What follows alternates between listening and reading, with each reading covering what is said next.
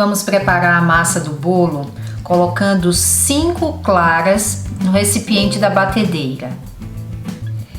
Na velocidade mais alta, vamos bater até começar a espumar. Quando as claras já estiverem espumando, coloque metade da quantidade de açúcar. Nessa receita eu estou utilizando 1,5 xícaras de chá.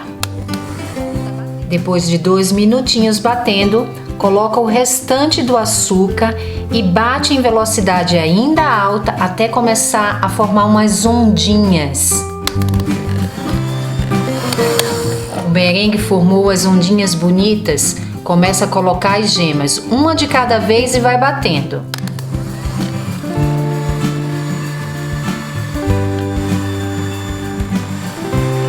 O resultado é esse creme amarelinho e bem fofo. Agora é hora de acrescentar 2 xícaras de farinha de trigo já peneiradas, uma pitada de sal e 1 colher de sopa de fermento em pó. E 1 xícara de chá de leite morno, não pode ser quente. Você que ainda não é inscrito no nosso canal, inscreva-se e deixa o sininho ativado para receber todas as nossas receitas. E não esquece, deixa aquele like gostosinho para nos incentivar. Agora é só mexer, mas não exagera, hein? Não precisa, é só para misturar e homogeneizar. Não precisa bater muito para não ativar o glúten. Olha que massa linda e fofa. Numa assadeira retangular untada e enfarinhada, vou colocar a massa. O forno eu já deixei pré-aquecendo a 180 graus por uns 15 minutos.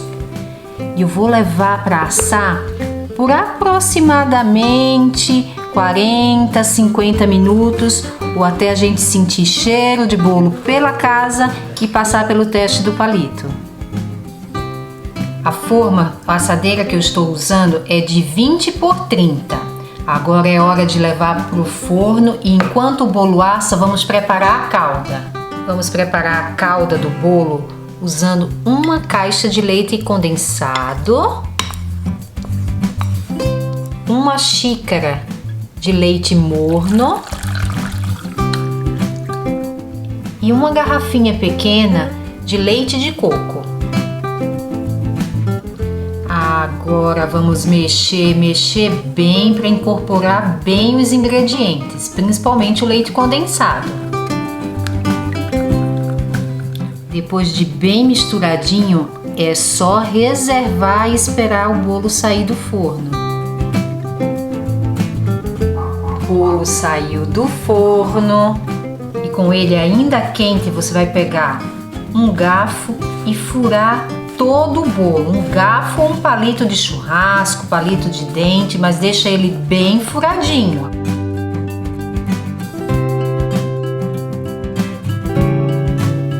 E ainda quente, logo depois que fura, a gente coloca calda para o bolo absorver bem.